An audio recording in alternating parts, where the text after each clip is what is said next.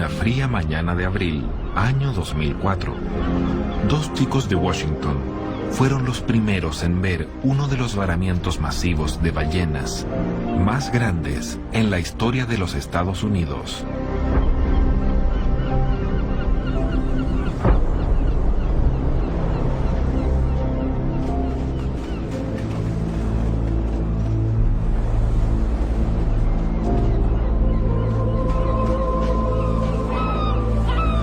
Antes de reportar el hallazgo, observaron a las ballenas durante un tiempo.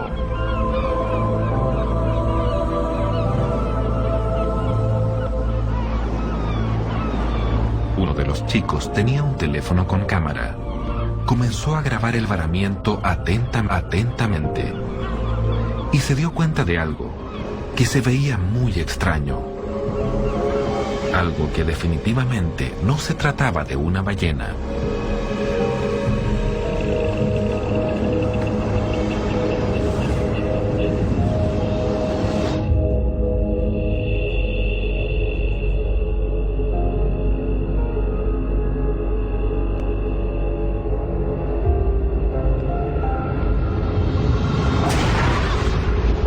El descubrimiento de los chicos fue descrito de muchas maneras en los informes oficiales, y la grabación de aquel día no se hizo pública hasta ahora.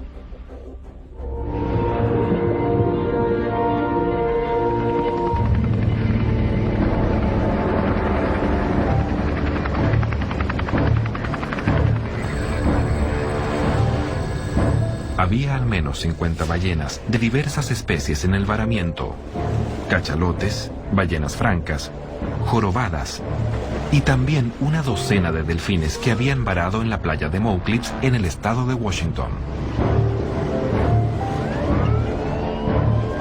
El Departamento de Pesca de la NOAA, ubicado en Seattle, envió rápidamente un equipo a investigar la causa del varamiento masivo. El respetado biólogo marino Brian McCormick estaba a cargo de la investigación. En 1999, McCormick publicó un revelador estudio sobre la relación entre los varamientos masivos de ballenas y los experimentos militares con sonar. Los experimentos cesaron en el año 2000.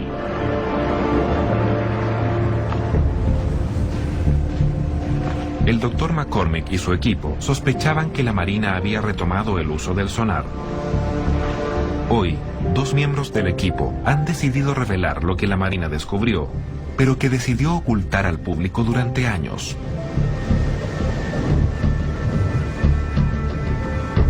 Recuerdo haber visto algo increíble. Jamás me había encontrado con un fenómeno de aquella magnitud. Mi nombre es Paul Robertson y en ese entonces trabajaba con el Dr. McCormick en la NOAA como asistente de investigación. Para cuando llegamos ahí, el viento era tan fuerte que todos se habían ido de la playa. También se aproximaba una tormenta. Solo estábamos nosotros y la Marina, que había cerrado una parte de la playa. Había gente con trajes protectores. No estábamos seguros si eran biólogos o personal médico, pero sin duda sí nos llamó la atención. Brian fue uno de los primeros científicos en descubrir la relación entre los varamientos y el uso del sonar. Mi nombre es Rebecca Davis. Era bióloga de campo en la NOAA, en la División de Mamíferos Marinos, antes de unirme al equipo del Dr. McCormick a principios de 1999. La sangre manaba por las orejas de las ballenas. Jamás había una visto algo así. Por las orejas. Cada indicaba que había sufrido algún tipo de trauma, pero no podía determinarlo hasta examinar los tejidos orgánicos. Guardamos todo lo más rápido posible. Yo quería salir de ahí. Era como estar en una tormenta de arena, pero Brian se negaba a irse. Quería obtener tantas muestras como pudiera, en un intento de averiguar qué era lo que buscaba la Marina.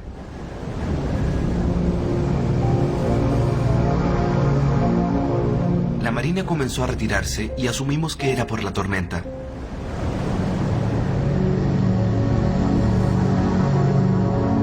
después que se fueron, bajamos a donde habían estado y... ninguna ballena fue abierta. No hicieron autopsias. Y nadie sabía qué hicieron ahí. El equipo de la NOAA encontró ballenas muertas a causa de heridas por asfixia en otros encallamientos, donde también estuvo la Marina. Se cree que la alta frecuencia del sonar de la Marina asustó a las ballenas y provocó su varamiento. Al carecer del agua que sostuviera su enorme peso, los órganos internos de las ballenas colapsaron, asfixiándolas poco a poco. El equipo de la NOAA esperaba hallar señales de colapso en los órganos internos de las ballenas. Pero descubrieron algo muy distinto. Al observar los órganos internos en las muestras de tejido, vimos que no solo habían colapsado, estaban destrozados. Pequeñas lesiones circulares se habían formado en el tejido. Era un patrón que se repetía en todas las muestras, una y otra vez. Nunca habíamos visto un varamiento donde cada ballena sufriera el mismo tipo de traumatismo.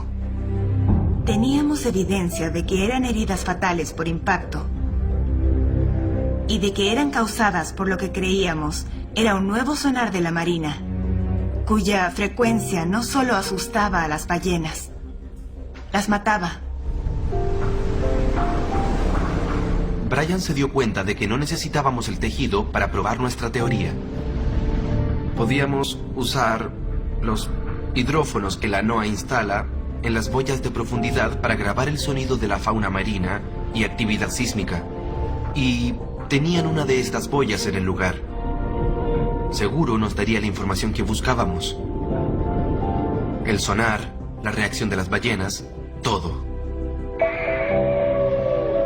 Esperábamos encontrar sonidos de ballenas y los encontramos. Pero también había lo que hoy conocemos como el detonador de sonar.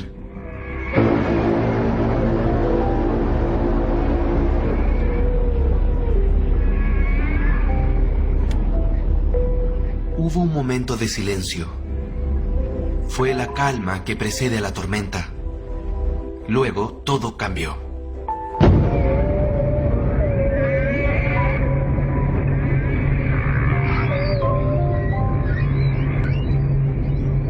Era un sonido bastante horrible.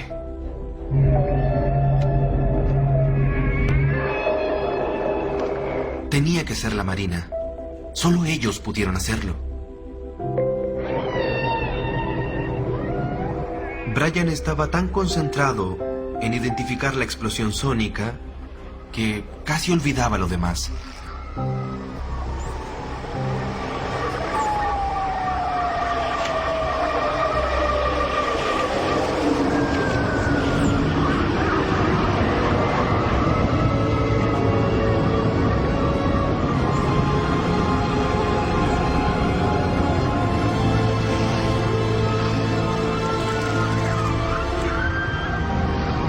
La grabación presentaba otro sonido, el de un animal. Y nos dimos cuenta de que se trataba de un bloop. La NOAA ya lo había detectado en 1997, pero esta vez la grabación era mucho más larga y con más análisis por hacer. Era el sonido animal más complejo que jamás había oído en mi vida, y no teníamos idea que pudo producirlo.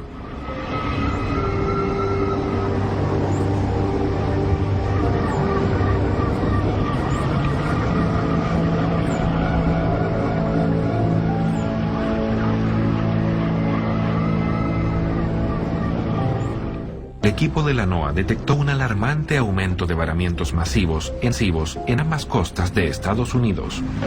El mismo fenómeno ocurría en todas partes del planeta. Rescuers are racing against the clock, trying to save nearly 200 pilot whales that beached themselves in southern Australia Monday. 这条长9.7米的抹香鲸体重超过5吨，年龄在2到3岁，雄性。 6 bottlenose dolphins also beached themselves, something scientists say is very uncommon. This is the 4th incident of its kind in recent months in the same part of southern Australia. and scientists really don't know why it's happening. Esto ocurría en todo el mundo, así que monitoreábamos muchos varamientos. Alertamos a los organismos marítimos acerca de la explosión sónica. Y comenzamos a saber de otras cosas. Informes de cuerpos que aparecían con las ballenas. Cuerpos de alguna otra criatura. Y las autoridades acudían a revisar la escena en cada uno de los incidentes. Pero en ese tiempo, solo nos preocupaba detener de una vez por todas los varamientos. Se informó que en algunos incidentes apareció algo más que solo cuerpos. La NOAA llevaba años investigando el misterio de peces descubiertos con lanzas clavadas. Y esos peces comenzaron a aparecer junto a las ballenas. Los archivos de la NOAA contienen una entrevista con un pescador alemán que conoció de cerca este extraño fenómeno. Mi nombre es Hans Bauer y crecí en el puerto pesquero de Sassnitz. He sido pescador toda mi vida. Y en la década de los 70 trabajé en un barco de Bremerhaven. Nos dedicábamos principalmente a la pesca de bacalao en el mar Báltico, donde ya conocía las historias de cosas extrañas que aparecían en los peces de la zona, pero jamás creí que las tendría frente a mí. A veces encontrábamos peces asesinados recientemente con lanzas clavadas directamente en sus cuerpos. Esto pasó varias veces, hasta que en un viaje decidí llevar mi cámara para tomar fotos de las ballenas y mostrárselas a mi hijo. Pero vi otra cosa, una criatura extraña atrapada en nuestras redes. Así que corrí a buscar mi cámara y le tomé una foto. Se las mostraré. Aquí está. Pienso que esa criatura creaba las lanzas y las usaba para pescar. Nosotros éramos los extraños para ella.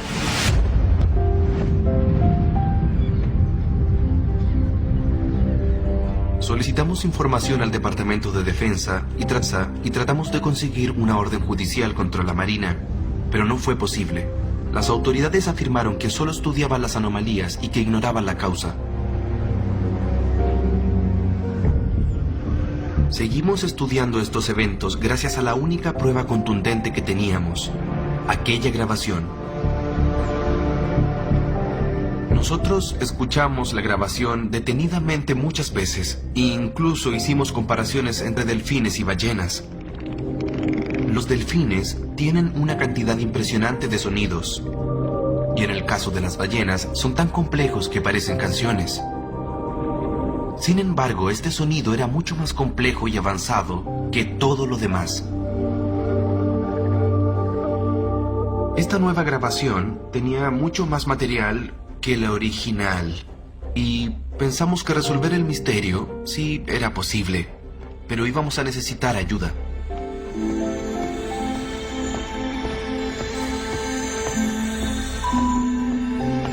Yo soy el Dr. Rodney Webster. Trabajo en la Universidad del Sur de Florida. Me especializo en comunicación animal, más específicamente en la relación que existe entre ballenas y delfines. Lo que hago en mi trabajo es buscar sonidos que se relacionen. Ya saben, sonidos particulares que manifiesten un significado o estado de ánimo en el lenguaje de ballenas y delfines. Si bien sabemos mucho del patrón de comportamiento y del lenguaje de las ballenas, todavía nos falta mucho por descubrir de los delfines. Todavía no hemos sido capaces de identificar un patrón que sea la base de un lenguaje. Lo más interesante de la grabación de 2004 es que pude descubrir cientos de significados y los relacioné con los patrones ya conocidos. Nunca he visto algo así en los 30 años que llevo estudiando a los delfines y las ballenas. Pero eso no fue lo único que descubrió el Dr. Webster. Yo descubrí que los patrones existentes en el bloop presentaban cambios en algunas partes de la grabación. Analicé el espectrograma, buscando las frecuencias que son inaudibles para los humanos, y descubrí algo interesante. Esta es la velocidad original. Aquí saqué los sonidos de ballenas. Luego bajé la velocidad para que pudiera ser escuchada por un ser humano, a 1/3 de la velocidad original. Aquí está el resultado.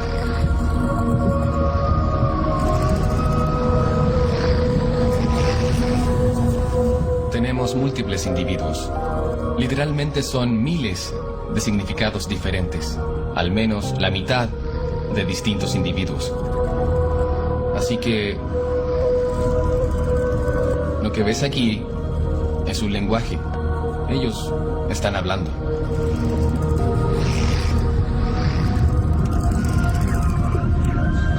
En ese entonces, la grabación del bloop de 2004 no llevó a nuevas teorías acerca de su origen como en otras ocasiones. Pero hoy, el Dr. Robertson piensa que hay una relación entre el bloop y los orígenes de la humanidad. Es una teoría sobre nuestros orígenes como especie. Y siempre ha sido un tanto controversial, pero ahora pienso que hay algo ahí. El origen de aquel sonido puede ser muy lejano al norte del Pacífico. Puede estar escondido en otro tiempo y al otro lado del mundo.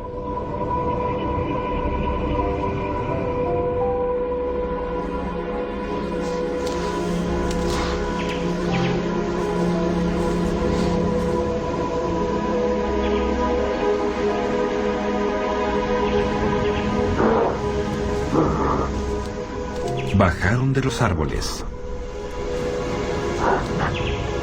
Caminaron en 2 patas. Y la historia de la humanidad comenzó. ¿Pero qué lugar nos vio nacer? ¿Fue la sabana? ¿O tal vez el mar?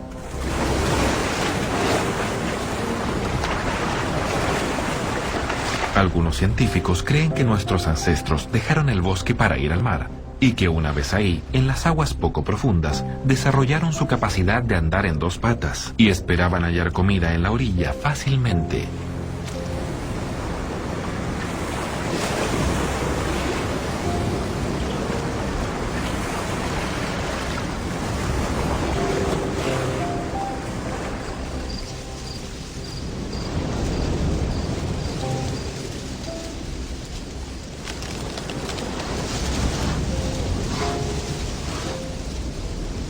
El bosque nos vio nacer.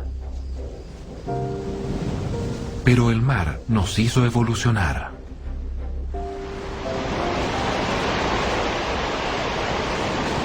Con el pasar del tiempo, nuestros ancestros se acercaron a las costas. Algunos piensan que fue ahí donde nuestra inteligencia comenzó a desarrollarse. Gracias a los nutrientes como el yodo y los ácidos grasos abundantes en los crustáceos y mariscos de la zona. Era una época de abundancia y de peligro a la vez.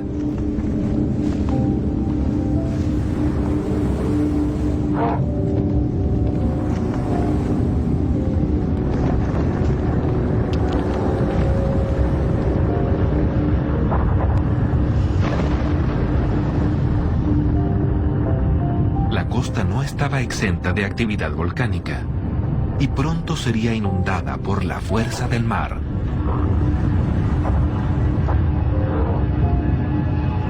Algunos de nuestros ancestros retrocedieron a tierra, otros se quedaron.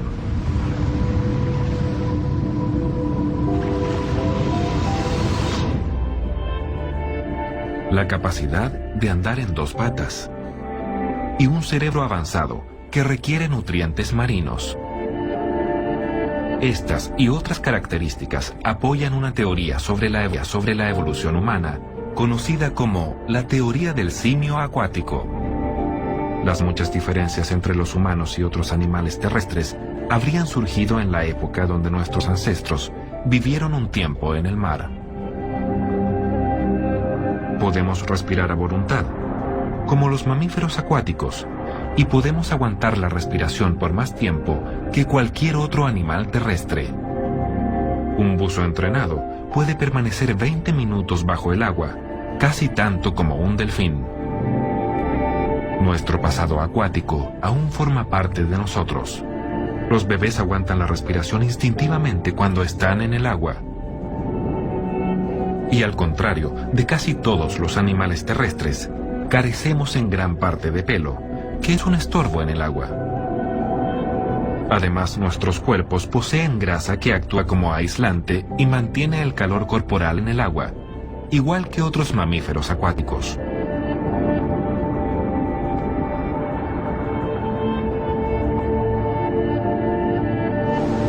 No es la primera vez que ocurre una transición de la tierra al mar. Estas orcas evolucionaron de una criatura similar a un lobo hace millones de años.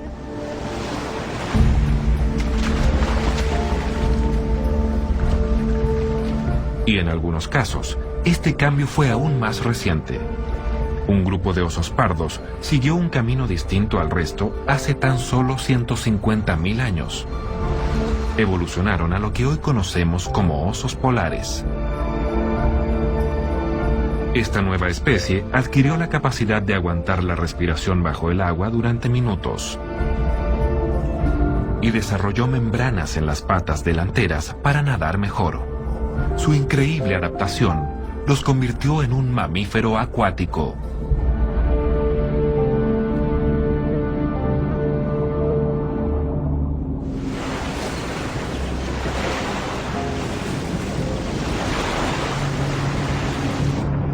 Si nuestros ancestros vivieron en el mar, ¿es posible también que un grupo se alejara del resto?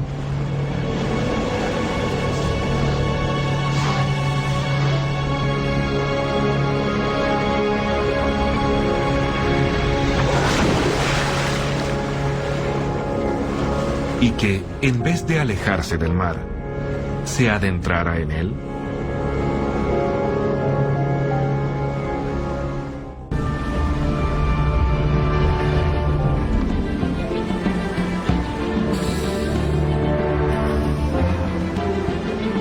Analizamos cada varamiento posterior al incidente de Washington. Tratamos de establecer un patrón que indicara la responsabilidad de la Marina. Si lográbamos demostrar que una nueva especie estaba siendo afectada, la Marina terminaría por revelar sus experimentos y finalmente los suspendería. Teníamos mucha evidencia circunstancial, pero necesitábamos algo más y lo encontramos en el varamiento de Sudáfrica. Lo interesante de aquel varamiento fue que nuestros colegas de Sudáfrica también poseían una grabación.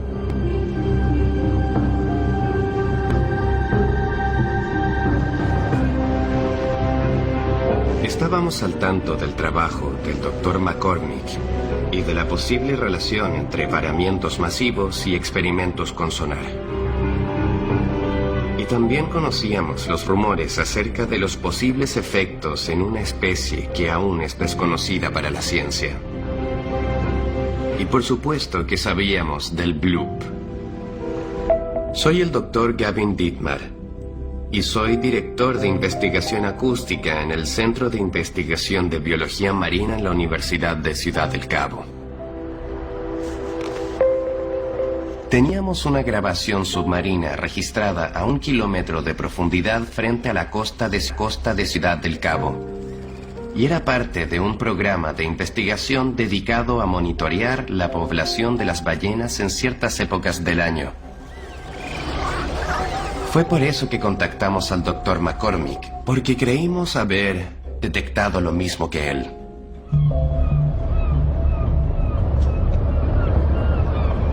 Después de escuchar aquella grabación, decidimos partir inmediatamente al lugar de los hechos.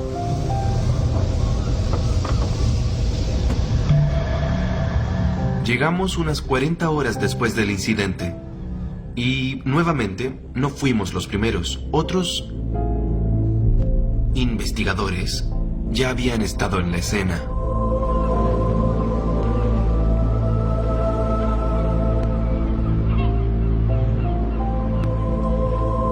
El varamiento de Sudáfrica fue el más grande después del de Washington. Y otra vez se repetía la misma clase de traumatismo.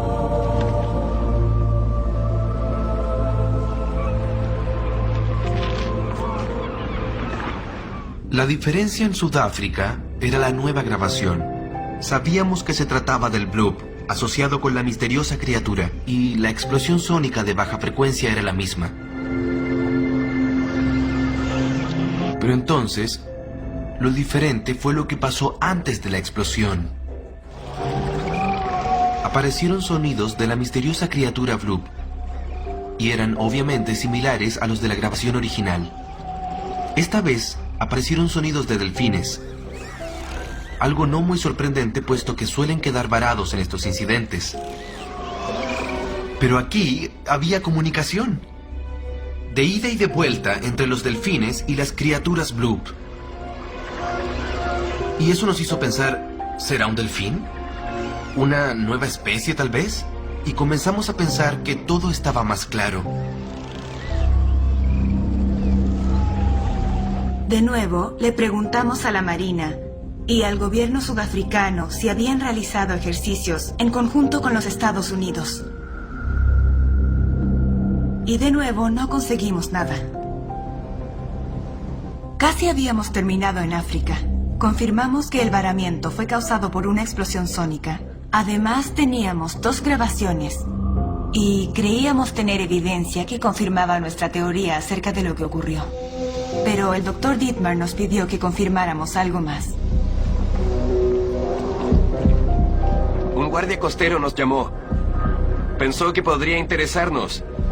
Encontró algo inusual en una de las redes. Creo que la criatura intentaba alimentarse de los cadáveres de las ballenas. Es un gran tiburón blanco. No es el tiburón, es lo que está dentro de él.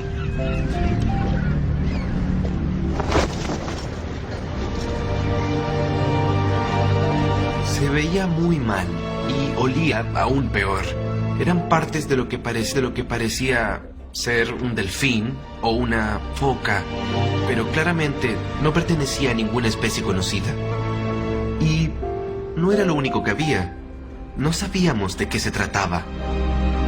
Pero sí pensamos de inmediato que estábamos frente al descubrimiento de una nueva especie.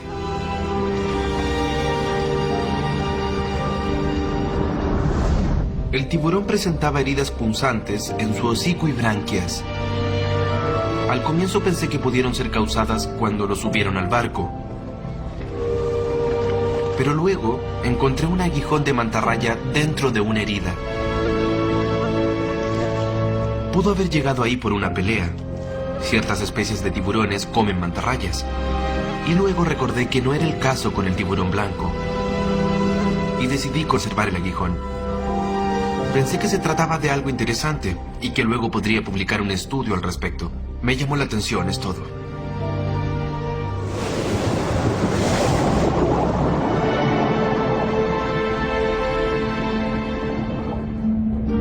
Un millón de años después de su ingreso al agua, los simios acuáticos se han expandido a lo largo de la costa de África. Su pelo es corto y denso, como el de las focas, y buscan comida en los arrecifes cercanos gracias a su capacidad de retener la respiración por varios minutos. Pero todavía van a tierra firme, a dormir y a buscar herramientas para sacar a los peces ocultos en los corales.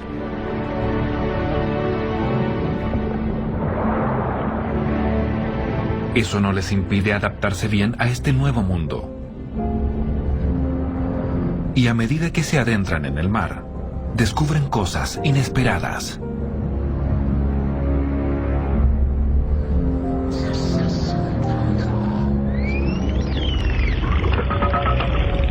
Como una aliado con quien combatir al enemigo común.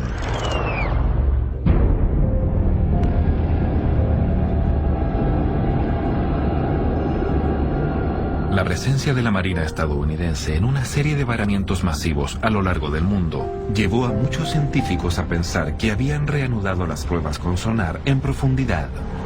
Los testimonios de gente que participó en el proyecto apoyan esta teoría. Estaba en el equipo que diseñó las primeras armas sónicas usadas por la Marina. Nuestra meta era crear un arma de largo alcance que fuera efectiva bajo el agua. La Marina creó un resonador acústico, un dispositivo capaz de generar enormes explosiones sónicas de baja frecuencia. Su objetivo era neutralizar submarinos desde una distancia segura, y la descripción del daño que provocaría en la tripulación enemiga encajaba por completo con lo que los investigadores de la NOAA descubrieron en los cuerpos de las ballenas varadas. Sus órganos internos vibrarían de forma tan violenta que sencillamente serían destruidos. Sin embargo, la Marina comenzó a tener problemas con los dispositivos. La Marina comenzó a enviar todos los dispositivos de vuelta. Poco después de la primera prueba en terreno. Algo estaba dañándolos y eso no tenía ningún sentido. Los resonadores están extendidos en grupos a lo largo de un cable que está a gran profundidad y sellados en cajas a prueba de agua que soportan la presión. Entonces, ¿cómo pudieron dañarse? Al recibir los dispositivos, vimos que las cajas protectoras tenían problemas. Algo las había sacado a la fuerza y ninguno de nosotros sabía qué pensar. La Marina nos pidió crear una protección para las cajas, una especie de escudo contra lo que acechaba en el fondo del océano y que de alguna forma estaba dañando los resonadores.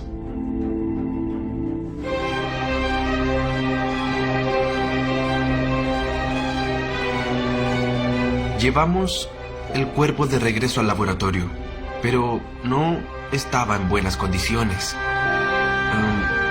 Diría que recuperamos un 30% y descubrir algo sería muy difícil. Comenzamos tomando muestras de ADN para intentar establecer la estructura genética de la criatura. La pregunta es, ¿de qué mamífero acuático se trata? ¿Será el delfín que oímos en la última grabación? Iniciamos nuestro análisis preliminar revisando el tórax, o lo que quedaba de él, y parecía ser flexible. Una característica de los animales que evolucionaron para la vida en el mar.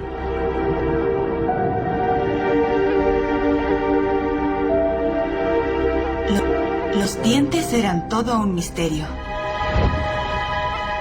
Un mamífero acuático suele presentar homodoncia. Eso quiere decir que sus dientes tienen la misma forma y tamaño. Pero nuestro espécimen tenía caninos, incisivos y molares.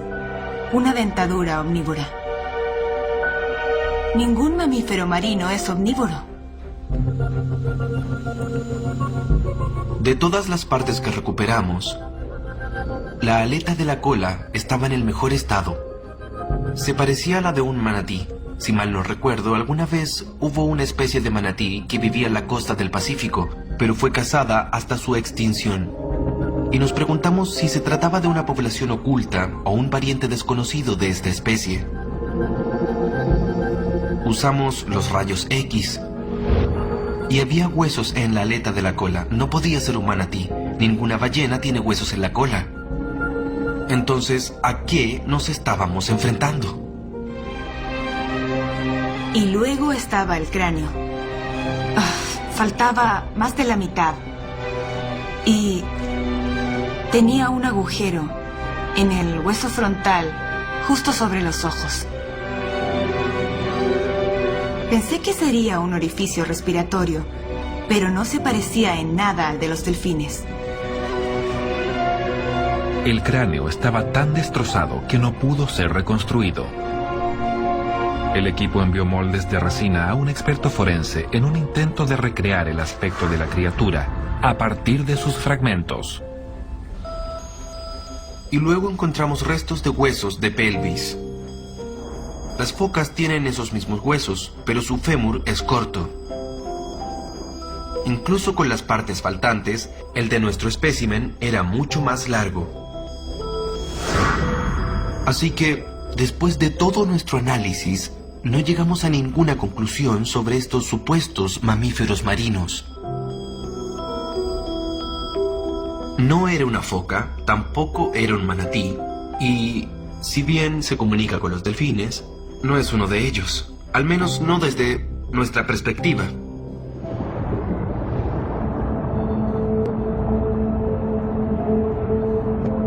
Han pasado millones de años y los simios acuáticos ya no se conforman con los arrecifes cercanos. Sus patas han cambiado.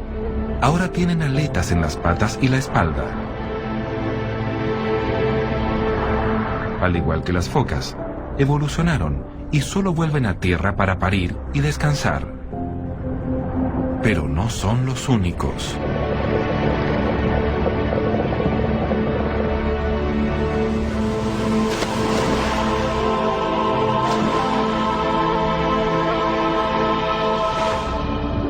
Aquello que comenzó como una alianza contra un enemigo común es ahora un fuerte lazo de profunda amistad. Son criaturas que abandonaron el bosque para ir al mar. Una transición que terminaría con el tiempo. Ellos dejarían la tierra firme para siempre. Ahora pertenecerían al océano, igual que los delfines con quienes entablaron amistad.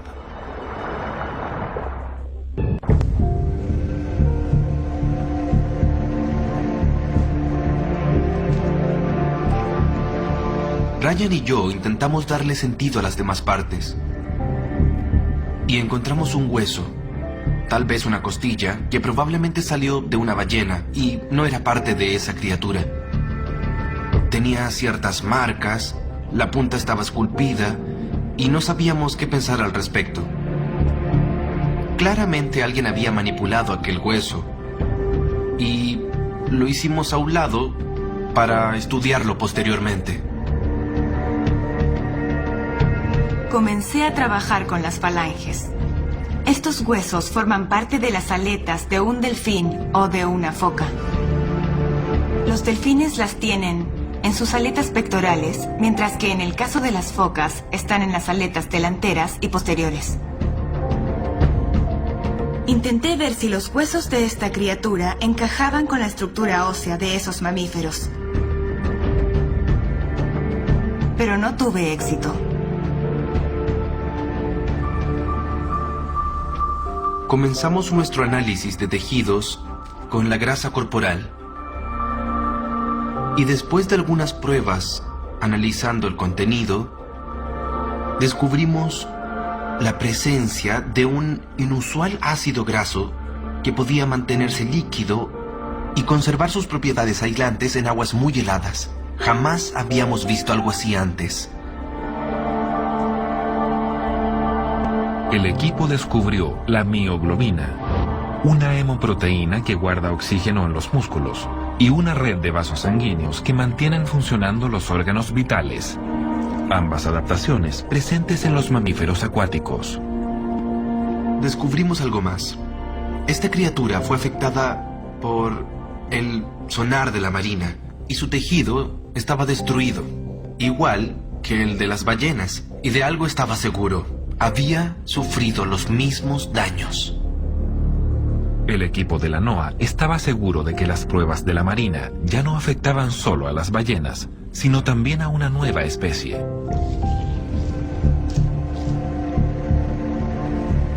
La fisiología de la criatura aportó datos sobre su comportamiento. Descubrieron un vaso que, si bien fue dañado en el ataque del tiburón, es otra característica de los mamíferos acuáticos avanzados. La presencia de un vaso es común en los mamíferos acuáticos, quienes lo usan como reserva de oxígeno y sangre para poder sumergirse a gran profundidad. Es como si tuvieran un tanque de buceo incorporado en su organismo.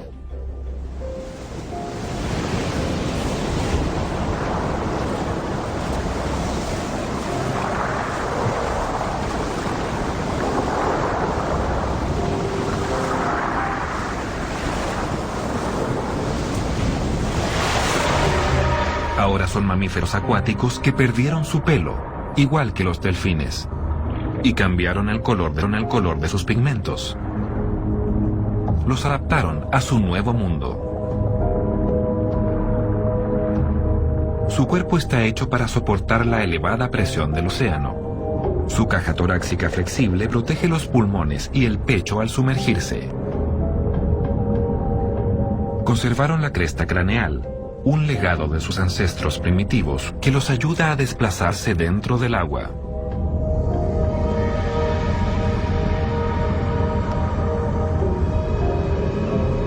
Pueden sumergirse durante casi una hora sin salir a respirar. Están al mismo nivel de los mamíferos acuáticos que descienden cientos de metros para cazar en lo más profundo del océano.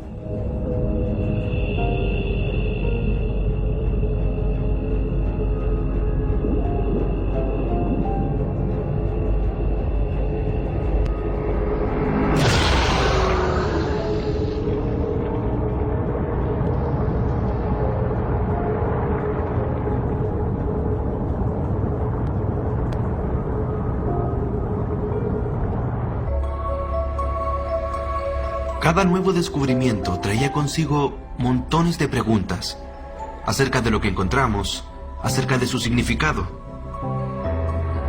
Y el Dr. McCormick decidió invitar a alguien más.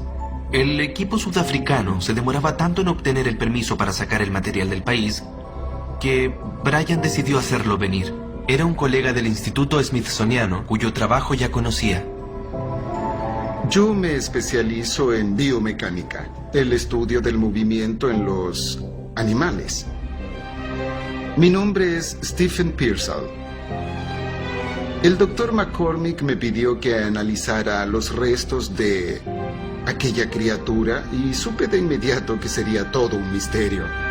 Pero al llegar pensé, esto claramente es un mamífero acuático. Ustedes trabajan en eso. La cola se veía como la de cualquier animal marino. Pero cuando escaneamos los restos, me di cuenta de que jamás habíamos visto una cola como esa.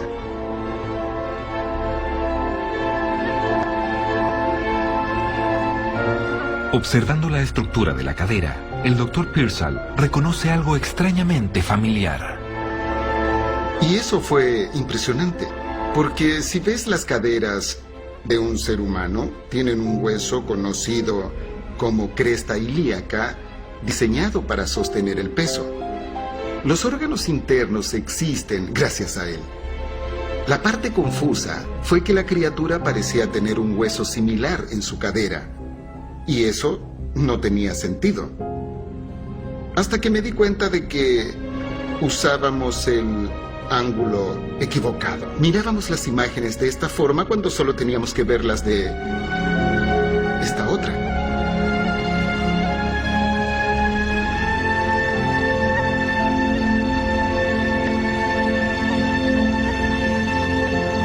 Entonces fue cuando descubrimos que este ser poseía las mismas caderas de un animal erguido. Esta criatura caminó en 2 pies alguna vez. Y solo hay un animal que puede caminar erguido sobre 2 pies.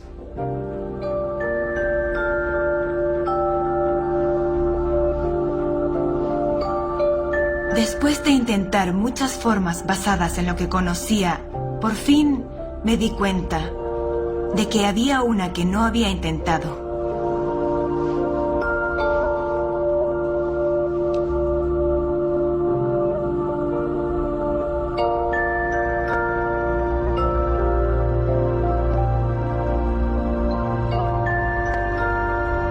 No eran unas aletas, eran manos.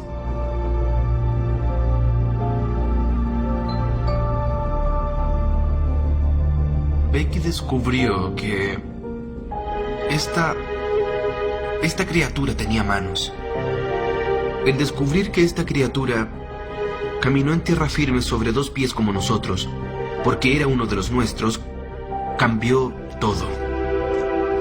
La forma en que veíamos a la criatura e incluso cómo interpretamos el mundo. Aquel hueso había sido trabajado. El hueso había sido esculpido a mano. Tenía un agujero en la punta hecho para sostener algún objeto, y descubrimos que estaba envuelto en un material fibroso vegetal para mantenerlo firme. Y luego recordé que mientras examinaba las heridas en el tiburón, encontré algo cuyo significado ignoraba en ese momento. El aguijón de mantarraya encaja perfectamente en la punta del hueso. Era una especie de arma. Era una herramienta. Todas las historias de peces con lanzas clavadas, todas las historias de los marineros encontrando lanzas, ahora tenían mucho sentido. No solo estamos ante algo que se parece a los humanos, sino que también es algo que crea herramientas. Ha aprendido a usar partes de otro animal para matar peces. Si es la misma criatura de las grabaciones, también puede comunicarse. Ya no se trata a qué animal nos enfrentamos. Las preguntas ahora son mucho más complejas. Si esta criatura proviene de los humanos, ¿qué tan humana es?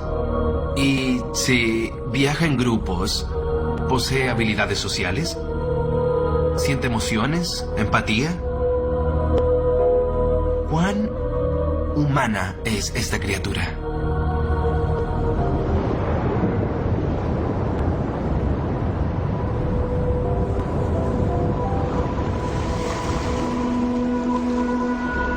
Con la tierra firme, cubierta de hielo, las criaturas ya no podían regresar allí, ni siquiera para parir.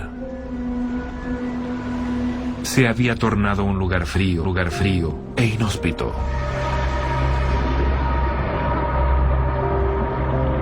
Un explorador solitario se aleja de su manada mientras cruzan el océano.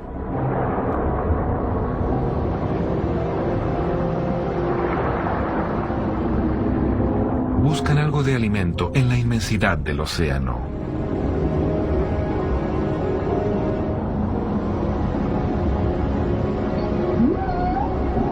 Las ballenas han llegado.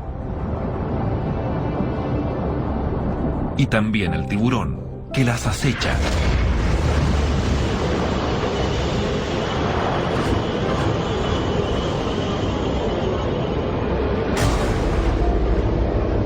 El megalodón era un tiburón tan grande como una ballena.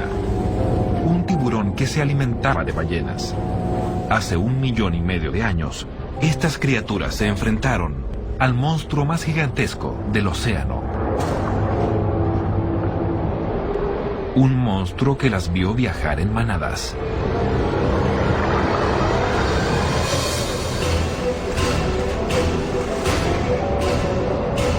La manada sigue su marcha. Hay criaturas jóvenes, vulnerables y lentas. Alguien debe advertirles.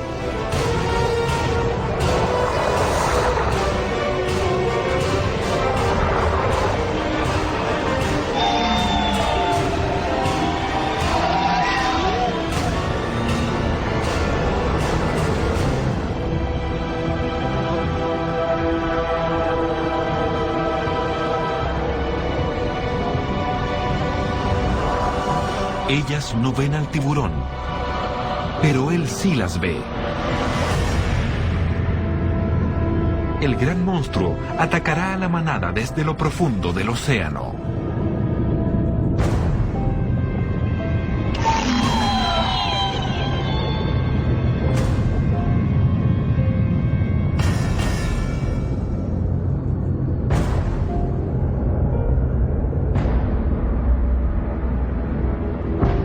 Pero van a distraerlo. Lo alejan de los más lentos y vulnerables.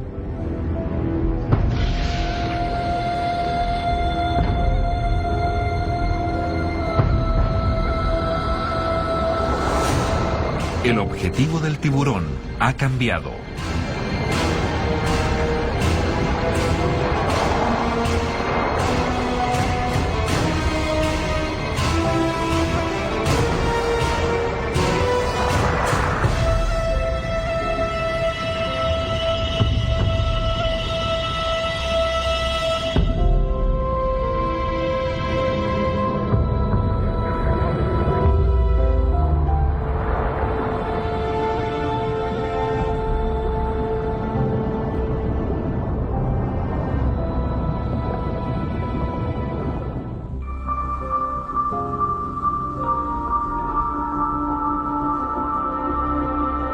Esta criatura fue uno de los descubrimientos científicos y antropológicos más importantes en la historia de la humanidad, a tal punto que la redefinió por completo.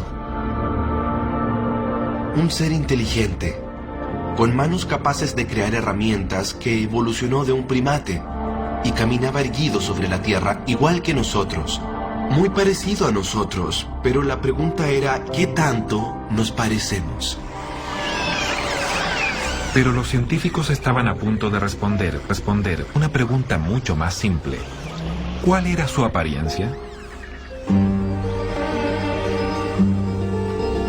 Recuerdo que mientras me dirigía a ver el molde completo del cráneo, me puse a pensar en la belleza de su perfección. Nos encontrábamos en la tierra donde fueron descubiertos nuestros ancestros más antiguos. Y ahora íbamos a encontrar uno nuevo, uno que aún estaba allá afuera.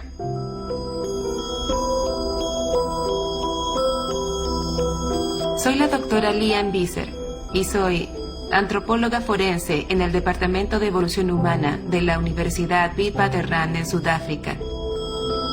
Suelo trabajar con fósiles humanos, si bien a veces participo en investigaciones criminales de casos modernos, y reconstruyo la apariencia de un individuo basada en fragmentos del cráneo y otros huesos. Me pidieron ayudar en esta reconstrucción porque el equipo que hizo el descubrimiento quería identificar lo que creían era una nueva especie de homínido, es decir, humanos y nuestros parientes más cercanos.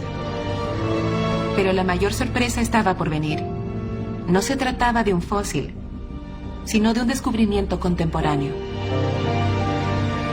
Y poseía características inusuales, como que las órbitas del cráneo eran más grandes que las de cualquier fósil o humano contemporáneo jamás reconstruido.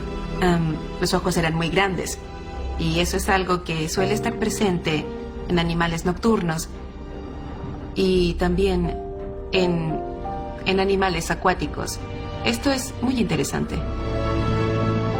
Lo siguiente que me llamó la atención fue la cresta craneal, presente en algunos de nuestros parientes, como los monos, pero no en el humano moderno. Los simios lo tienen y también se ha encontrado en algunos de nuestros primeros ancestros. Al escanear el cráneo reconstruido, la doctora Visser vio el interior de la cavidad cerebral y dedujo el tamaño y la forma de las partes del cerebro a partir de ahí. Descubrió que las partes usadas por los humanos para interpretar sonidos tenían un gran tamaño. Esto indicaba lo importante que era el sonido para la criatura. Pero no fue la única pista que encontró el equipo. El orificio en el fragmento craneal estaba conectado a una extensa serie de cavidades nasales dentro del cráneo. La forma y las características del cráneo revelaron lo complejas que eran las capacidades acústicas de la criatura. La forma cóncava del cráneo indicaba que tenía el órgano del melón. Este órgano es una masa de tejido graso que le permite a los delfines y ballenas comunicarse por los ecos. Esta criatura podía identificar y emitir una increíble variedad de sonidos. No era un espiráculo, ni servía para respirar, lo usaba para canalizar el sonido. La reconstrucción del cráneo probó que la criatura podía guiarse por los ecos. Ahora estábamos seguros de que esta criatura era capaz de hacerlo, y era la fuente de sonido de las grabaciones. Identificamos lo que antes era un misterio.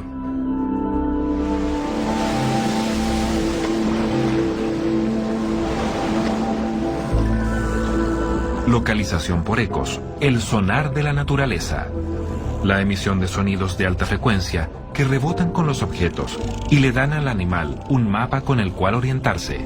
El sonido le sirve para encontrar comida y comunicarse en la azul inmensidad del océano, llamando a otros como él y relacionarse entre sí.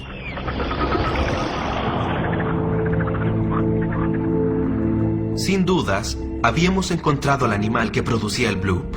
Era el mismo animal que estaba en la grabación Bloop de 1997 y el mismo animal que estaba en la grabación de Washington State de 2004 y el mismo animal de la grabación en Sudáfrica, el que se comunicaba con los delfines.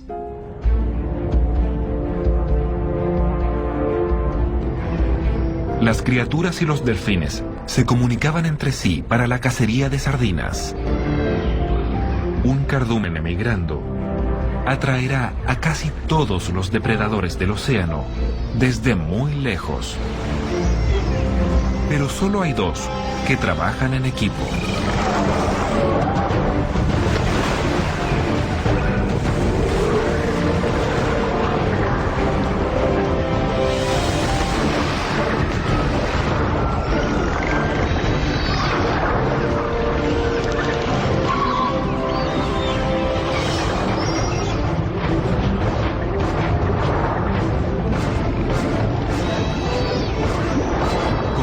Tácticas y herramientas para lograr su objetivo.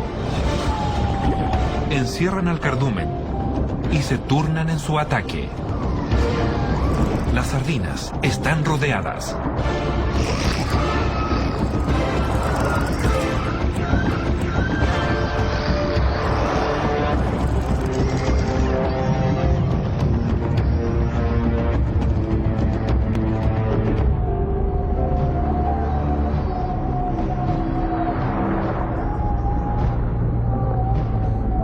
Cada miembro de la manada se encarga de reunir a los peces antes de volver con los delfines.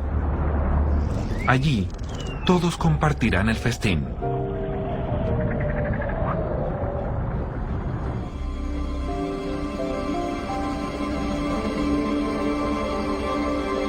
Siempre nos hemos preguntado si somos una especie única. Y ahora estábamos ante otra inteligencia. Una criatura como nosotros.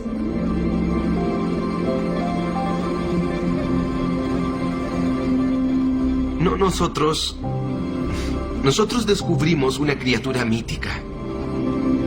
Estaba ahí ante nuestros ojos. Todos llevábamos días, incluso semanas, queriendo decirlo. Pero un científico no debería creer en mitos. Y ahí estábamos, mirando una sirena.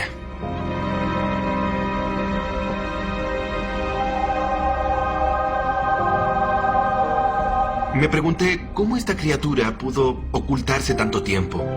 Recordé que la superficie de la Luna ha sido más explorada que el fondo del océano. Incluso hasta el día de hoy, todavía se descubren animales muy grandes. Solo en la última década se han descubierto 2 especies nuevas de ballenas. Son animales de 9 a 12 metros que nunca antes habían sido vistos ni grabados. Animales gigantes encontrados por primera vez hace solo 10 años. Así que sí, es posible. Todavía es posible mantenerse oculta. Pero en este caso, a este animal ya lo habíamos grabado antes.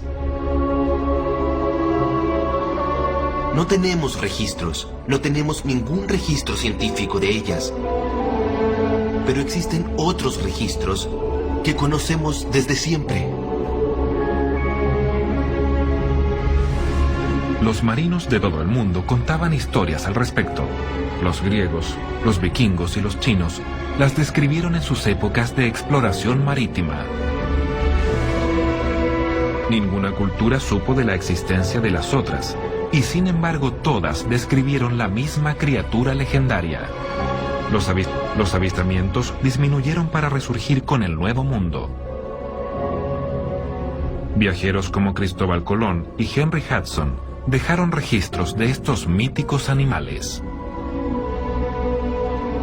Incluso en el siglo XIX, los capitanes de barcos balleneros decían haberlos avistado junto a las ballenas. Incluso hoy en día, existen registros en forma de grabaciones apresuradas que muestran extrañas criaturas en medio del océano.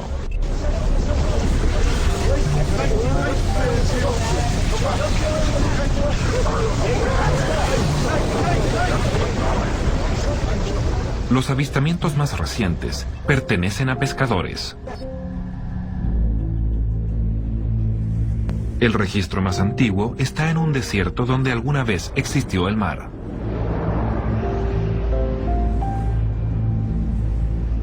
Estas cavernas de arenisca estaban cerca de la bahía hace unos 30.000 años. Y si bien el agua se fue, los recuerdos de quienes vivieron ahí continúan en las pinturas antiguas que cubren estos lugares. Los arqueólogos creen que puede tratarse de las imágenes míticas más antiguas hechas por el hombre. ¿Será acaso que los pescadores se imaginaban a ellos mismos, dotados de colas, cazando peces con redes y lanzas? ¿O se trata de algo más?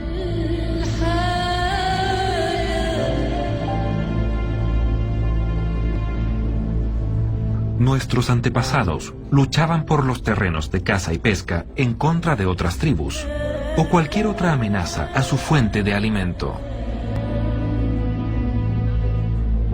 ¿Son estas pinturas un registro de eso? ¿O registraron el conflicto entre la humanidad y criaturas hoy consideradas míticas? ¿Animales extintos? ¿O simplemente ocultos?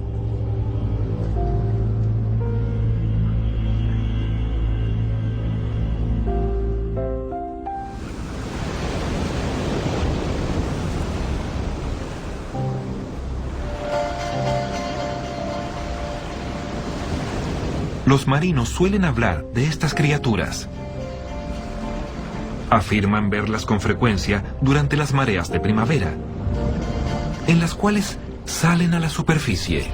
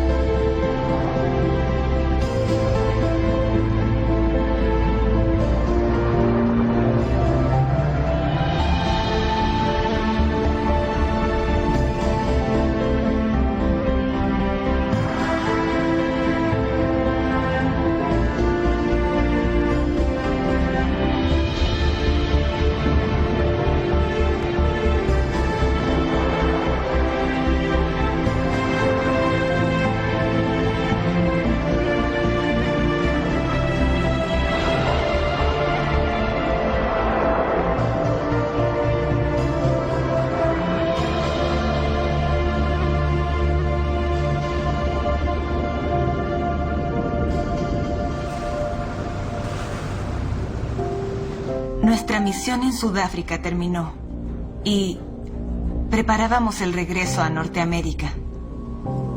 Tuvimos problemas para obtener permisos que nos permitieran sacar el material del país. No sabíamos lo que vendría después. Es difícil recordar todo lo que pasó, recordar lo emocionados que estábamos. Pero la razón por la que hago esto es porque creo que ayudará. Rebecca y yo creemos que Brian carece de optimismo. Y él no tiene fe, cree que las cosas no van a cambiar. Y no lo culpo, sobre todo después de lo que pasó.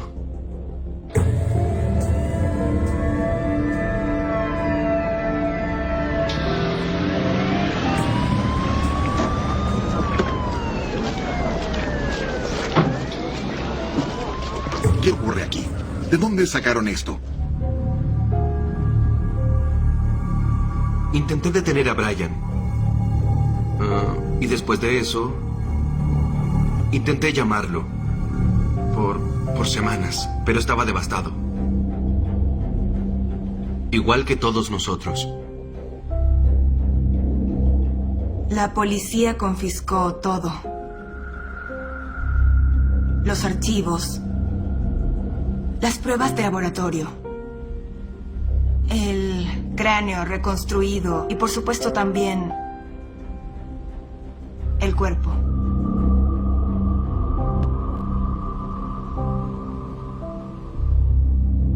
Yo, de verdad, jamás había visto algo así en mis 20 años de trabajo. Fue algo sin precedentes. Y claramente no se trató de una redada habitual. Fue todo un operativo policial. Vinieron temprano en la mañana, cuando sabían que no habría gente alrededor, y traían toda la documentación adecuada. Confiscación de un descubrimiento de importancia nacional. Jamás había oído algo así. Sabemos quién fue. Sabemos quién estuvo detrás de todo esto. Probamos que hacían experimentos con sonar. Y se verían obligados a suspenderlos y a reconocer que ellos estaban utilizando un arma con sonar.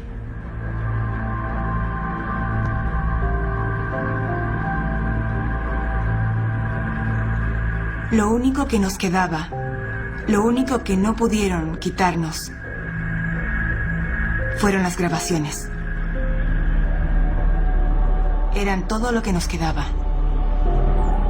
Pero serían la clave del misterio.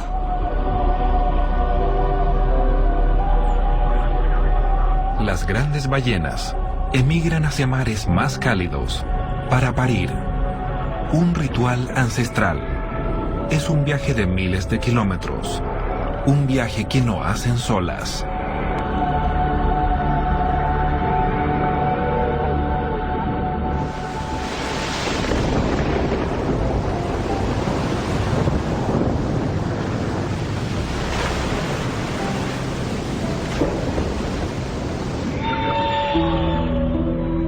Una laguna costera poco profunda en el hemisferio sur, donde las criaturas encuentran aguas cálidas y protección.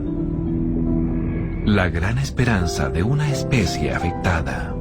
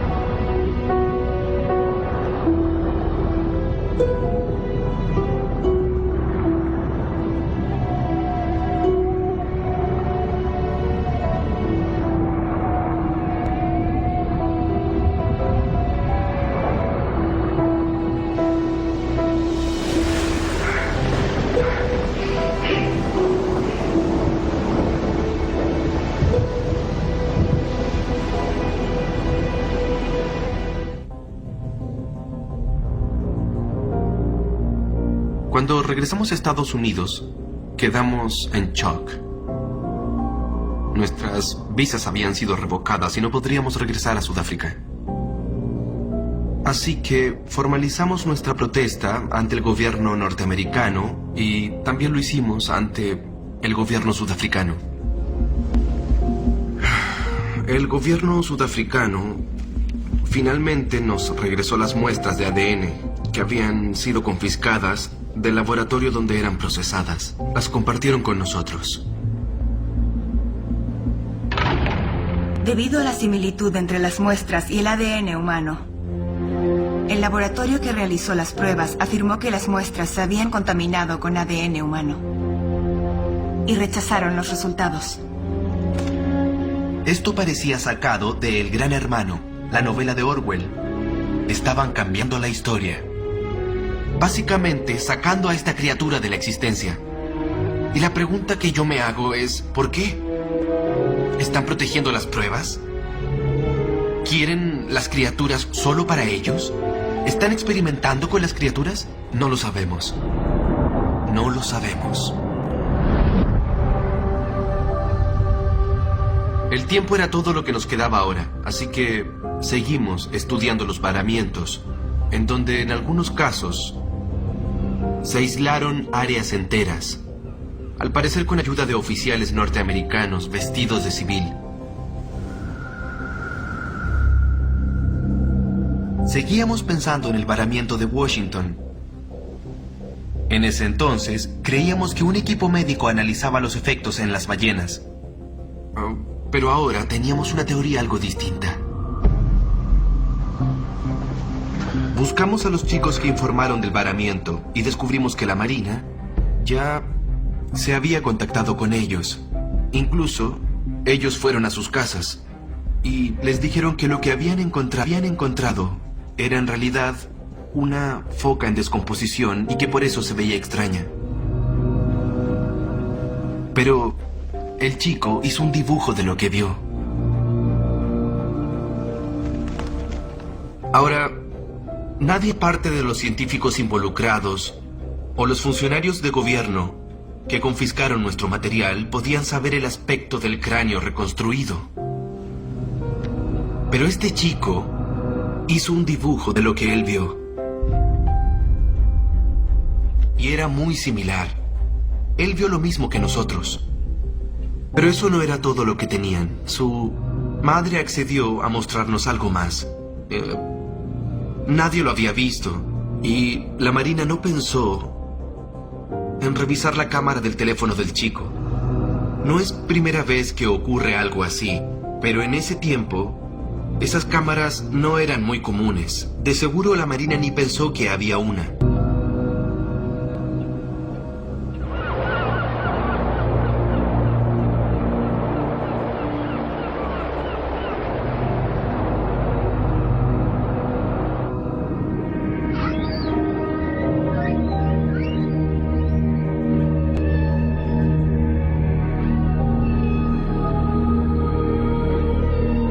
Las sirenas acompañan a las ballenas como una más de la manada. Será su primer viaje en busca de alimento. Las ballenas les ofrecen protección contra las orcas y los tiburones. Además, las sirenas jóvenes pueden viajar sobre ellas y conservar energía mientras recorren la costa del Pacífico.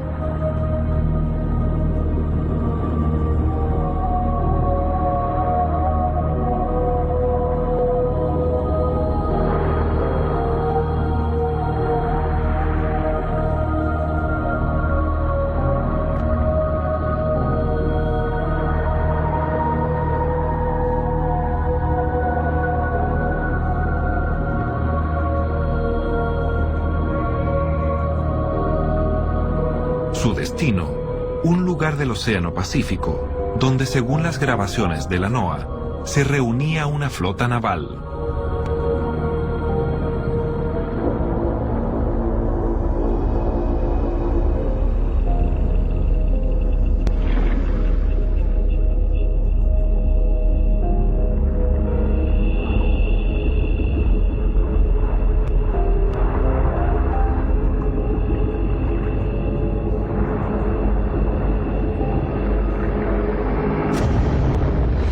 Los reportes de los varamientos que estaban ocurriendo en todo el mundo tenían una explicación lógica y nosotros sabíamos lo que era. La grabación del bloop y un video casero no eran suficientes. Necesitábamos algo más concreto. A las criaturas mismas. Brian hizo que llamáramos a cada lugar donde hubo un varamiento. Su intención era aislar a aquellos con informes de cuerpos extraños, participación de la Marina o ambas cosas. Y luego debíamos averiguar las fechas, cuándo pasó cada una. Quería saber en qué momento del año pasaba todo esto.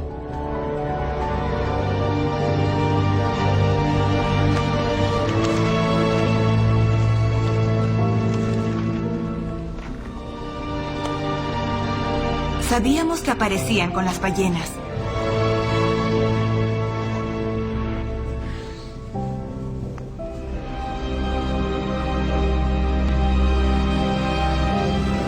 Y descubrimos que eso sucedía en las rutas migratorias. No solo cooperaban con las ballenas, viajaban junto a ellas, migraban junto a ellas. Ahora sabríamos dónde encontrarlas viendo la ubicación de las ballenas en cualquier época del año. Trataríamos de hacer contacto.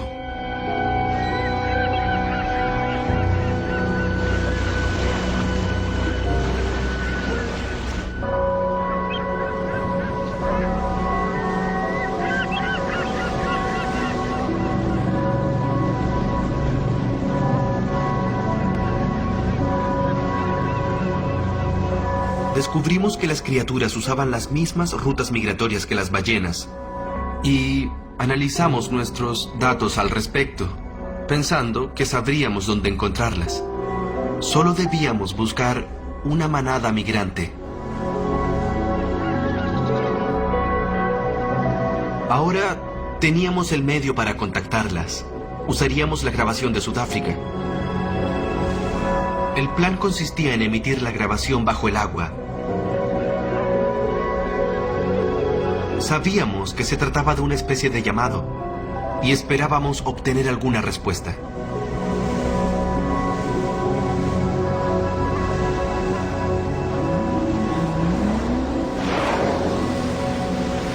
Supimos que estábamos en lo correcto al ver a las ballenas. Y comenzamos a emitir la grabación y esperamos a ver si alguien o algo respondía.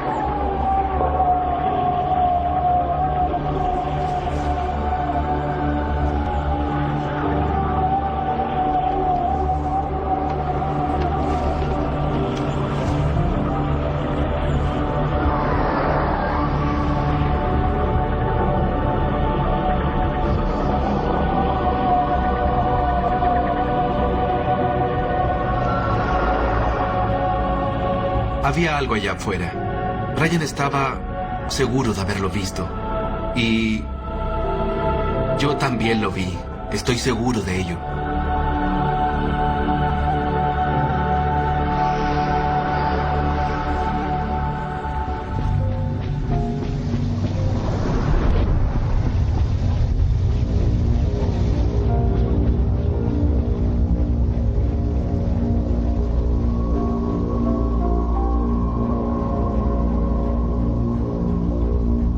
Estaban observando nuestras actividades. Definitivamente era el Gran Hermano. Y no pudimos conservar nada de lo que grabamos ese día.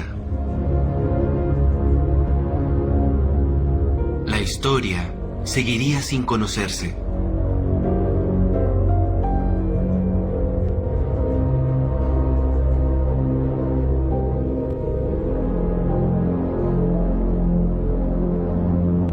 Brian fue el primero en dejar la agencia.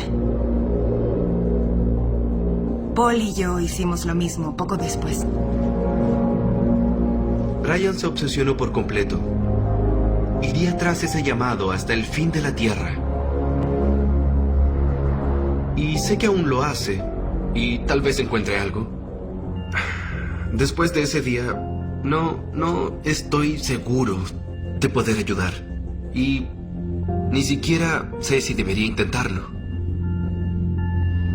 Comencé a ver a las criaturas como seres iguales y no como curiosidades científicas. No hemos coexistido con otra especie humana desde los neandertales. Los desplazamos. Y según algunos científicos, incluso los cazamos hasta eliminar su existencia.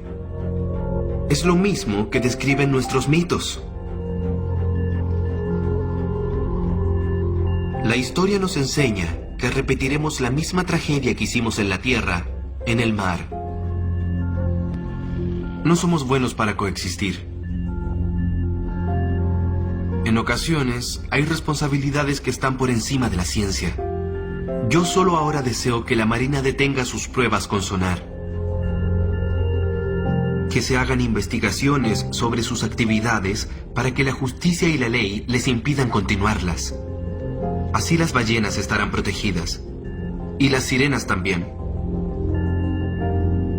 Las sirenas aún existen solo porque se han ocultado. Y espero que sigan así, que sigan ocultas.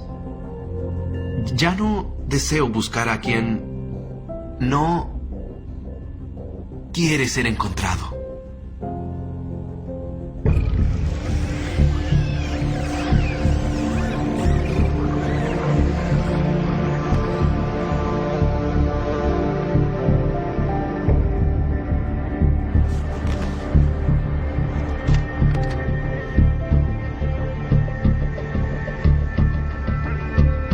Solo me pidieron analizar la pelvis y las piernas de la criatura. Jamás vi el resto. Solo puedo decirles que no se trataba de una malformación, ni nada parecido. Ignoro qué podría ser. No lo sé. Solo sé de dónde provino. Y de eso no tengo la menor duda. No dudo de su origen. Los huesos pertenecían a un homínido. Y esta criatura y nosotros compartimos ancestros comunes. Tenemos los mismos ancestros. Lo que yo vi en el puerto ese día, nunca había visto algo como eso en mi vida.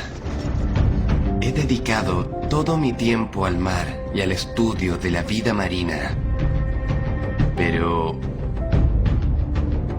jamás vi una criatura como aquella. Se trataba de algo nuevo para la ciencia. No he podido sacar esas grabaciones de mi mente. La primera fue en Washington y la segunda en Sudáfrica. Intento darles un sentido, y no puedo. Y ignoro lo que son, y tampoco sé lo que dicen. Jamás había oído algo así. Solo conozco a una criatura con tal complejidad lingüística. Y es el humano. No, nosotros. Como dije antes, hacer una reconstrucción es como armar un rompecabezas. Las piezas deben encajar si quieres que todo tenga sentido biológico. Y basta con que una pieza no encaje para que todo el trabajo resulte inútil. Pienso que recibí moldes hechos de un auténtico descubrimiento. Son moldes genuinos. Creo que este es un animal que existe. Llámenlo como quieran. Olviden lo que dijimos. Olviden las grabaciones, las declaraciones juradas de otros científicos y nuestras creencias culturales acerca de las sirenas. Hay otra cultura que las recuerda. Observen la naturaleza que nunca miente. Hay ciertos lugares del planeta donde los delfines cazan junto a los pescadores, los ayudan a capturar peces, ayudan a los humanos a capturar peces. Esto ocurre en Brasil, en la costa oeste de África y en el sureste de Asia. Los pescadores se adentran en el océano. Están llamándolos. Llaman a los delfines. Delfines salvajes del mar. Y los delfines responden rápidamente trayendo cardúmenes a la orilla. Luego, los pescadores encierran a los delfines y a los cardúmenes de peces en sus redes. Los delfines no entran en pánico y conservan la calma. Saben que pronto serán liberados. Sueltan a los delfines antes de llevar las redes con pescados a la orilla. Y luego, los delfines esperan hasta que los pescadores les den la cuota de pescado que les corresponde. Los pescadores les arrojan pescado a los delfines, esencialmente repartiendo el botín. Delfines y humanos compartiendo el pescado que atraparon juntos. Cooperación entre dos animales de dos medioambientes diferentes. No existe nada parecido en la Tierra y nadie sabe cómo se originó esta relación. Es uno de los más grandes misterios del océano. ¿Cómo esta relación entre delfines y humanos se desarrolló? ¿Cómo pudieron los humanos enseñar a los delfines a hacer esto? No lo hicimos. Nosotros no les enseñamos a los delfines a hacer esto. Ellos nos enseñaron a nosotros. Y creo que ellos lo aprendieron de alguien más. Nosotros no somos la única cultura que recuerde a las sirenas.